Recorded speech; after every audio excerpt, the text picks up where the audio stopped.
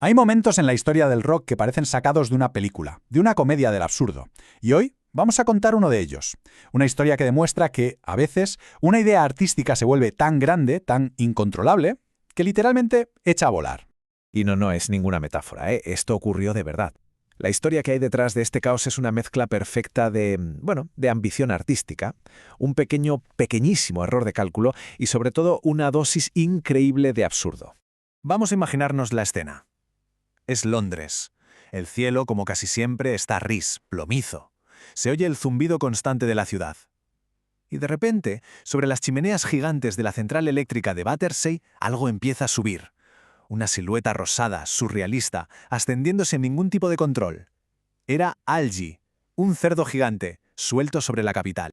Ojo, esta frase no es de una peli de los Monty Python. Es lo que los pilotos de líneas aéreas comerciales, completamente alucinados, empezaron a comunicar a la torre de control de Heathrow. Hay que ponerse en su lugar. Un cerdo, volando, en su espacio aéreo. 30.000 pies. Esos son casi 10.000 metros de altura. Es la altitud de crucero de un avión comercial. O sea, el cerdo no estaba simplemente flotando por encima de los tejados, no. Estaba invadiendo una de las rutas aéreas más congestionadas del planeta. El símbolo se acababa de convertir en un peligro muy real. Y claro, la consecuencia fue inmediata y drástica. Ante el objeto volador no identificado más raro de su historia, las autoridades no se anduvieron con chiquitas. Se canceló todo, todos los despegues. Un atrezo de un grupo de rock acababa de poner en jaque a toda la aviación de Londres. Pero la pregunta es obvia. ¿Cómo se llegó a este punto? Para entender el caos tenemos que rebobinar un poco. ¿Qué hacía, para empezar, un cerdo de 12 metros flotando sobre una central eléctrica? Aquí tenemos al otro gran protagonista de la historia. La banda, Pink Floyd, y el colectivo de diseño Hipgnosis eligieron esta mole industrial como el telón de fondo para la portada de su álbum Animals. La central no era solo un edificio, era un personaje más, un símbolo del poder industrial, de la decadencia urbana que el disco quería criticar. Y aquí está, nuestro fugitivo, Algie. No era un simple globo de feria. Fue diseñado para ser una declaración de intenciones, una representación de la codicia, del poder que se cernía sobre la sociedad.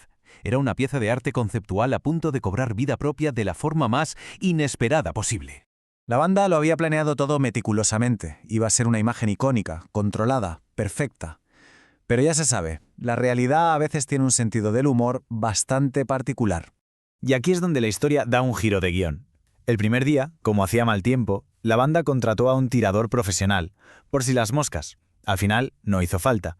Para el segundo día, con mejor tiempo, pues alguien decidió ahorrarse ese gasto. Nadie le dijo que volviera. Una pequeña decisión económica que lo iba a cambiar absolutamente todo. Y entonces, con una simple ráfaga de viento, pasó lo impensable. El cable de acero que anclaba a Algie al suelo cedió, un chasquido seco, y el vínculo entre la creación y sus creadores se partió para siempre.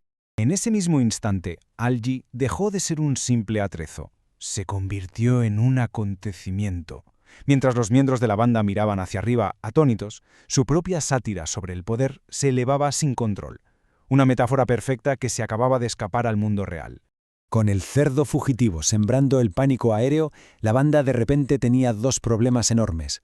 Uno, logístico, y otro, artístico. ¿Qué demonios iba a pasar ahora con la portada de su disco? Lo que siguió fue, si cabe, más surrealista que la propia fuga. Se movilizó a la Royal Air Force, helicópteros militares buscando un cerdo inflable por todo el sur de Inglaterra. Finalmente, Algie descendió suavemente en una granja en Kent, para el terror de unas pobres vacas que, probablemente, nunca volvieron a mirar al cielo con la misma confianza. Y sí, consiguieron recuperar a Algie, pero el momento se había perdido. El día de la fuga no se pudo hacer la foto. Así que, ¿cómo lo solucionaron para crear una de las portadas más famosas de la historia de la música?